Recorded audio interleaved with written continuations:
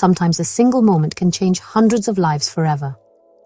On June 12, 2025, Air India Flight AI 171, a Boeing 787 Dreamliner, took off from Ahmedabad, India, heading for London. It never made it. Just minutes after takeoff, the plane crashed into a residential area, shattering the silence of an ordinary Thursday. Of the 242 people on board, only one survived. The crash claimed the lives of 241 passengers and crew, and 8 more people on the ground.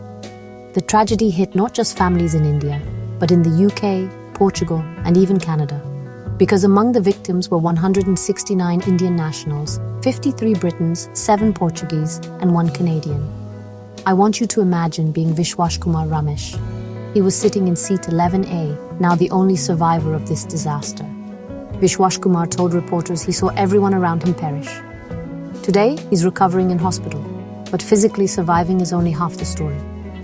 He lost his own brother in the crash. And now, his family in Leicester, UK, is struggling to reach him, feeling abandoned by authorities when they need help the most. As investigators from India, the UK, and the US search for answers, only one black box, the digital flight data recorder, has been found. The cockpit voice recorder is still missing.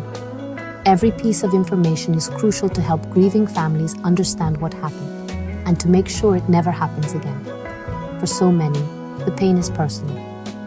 Dr. Pratik Joshi, a respected radiologist from Royal Derby Hospital, died with his wife and 3 young children.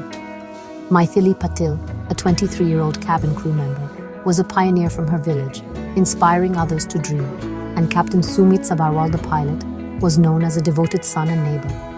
The tragedy didn't end in the sky. The plane crashed into a medical student hostel, robbing young lives of their futures.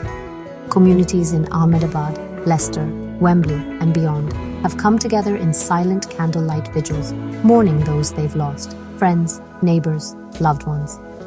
Air India, now owned by Tata Group, has promised to support every family, offering financial compensation and medical care.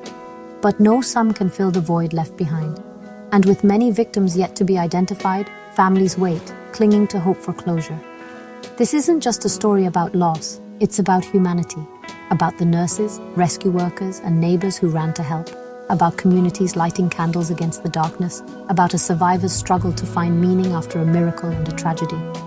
When I hear stories like these, I'm reminded how connected we all are, and how one act of kindness, one moment of unity, can help heal even the deepest wounds.